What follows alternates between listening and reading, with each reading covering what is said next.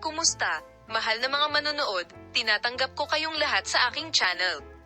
Ang mga sikat na Turkish na aktor na sina Engin Ekyurek at Tuğba Büyüküstün ay ginulat ang mundo ng magazine sa pamamagitan ng pagsorpresa sa desisyon sa diborsyo. Nahirapan sina Engin Ekyurek at Tuğba Büyüküstün, isa sa pinakasikat na mag-asawa sa Turkey sa mahabang panahon, na magdesisyong maghiwalay pagkatapos ng mga taon na magkasama sila. Ang desisyon ng mag-asawa na maghiwalay ay dumating pagkatapos ng mahabang alingawngaw. Ang mga akusasyon ng paghihiwalay na lumabas sa press, lalo na nitong mga nakaraang buwan, ay hudyat na ang mag-asawa ay nakararanas ng mga problema sa kanilang relasyon. Gayunpaman, ginasto ng parehong partido na manatiling tahimik at lumayo sa media. Inanunsyo nina Engin Ekyurek at Tuğba Büyüküstün ang kanilang desisyon sa diborsyo na may pinagsamang pahayag sa kanilang mga social media account. Kailangan naming gumawa ng isang mahirap na desisyon, ngunit mangyaring igalang ang aming privacy, ang pahayag ng mag-asawa.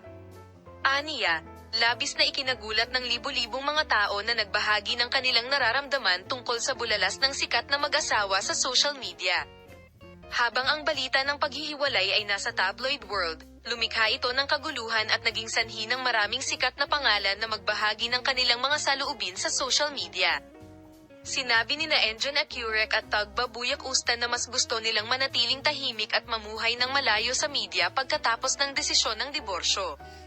Habang ang proseso ng diborsyo ng mag-asawa at ang mga detalye nito ay patuloy na naging isang bagay ng pag-usisa, ang mga tagahanga ay nagsimulang magpadala ng mga mensahe ng suporta sa social media, na nagnanais na ang mag-asawa ay makahanap ng kaligayahan sa kanilang bagong buhay. Ang sorpresang desisyon sa diborsyo ay tumama sa Turkish tabloid na parang isang bomba. Ang mga tagahanga nina Engin Ekyurek at Tuğba Büyüküstün ay naghihintay pa rin ng may pagkamausisa para sa mga tunay na dahilan ng paghihiwalay ng ina. Bibigyan ka namin ng mga detalye sa paksa. Palam.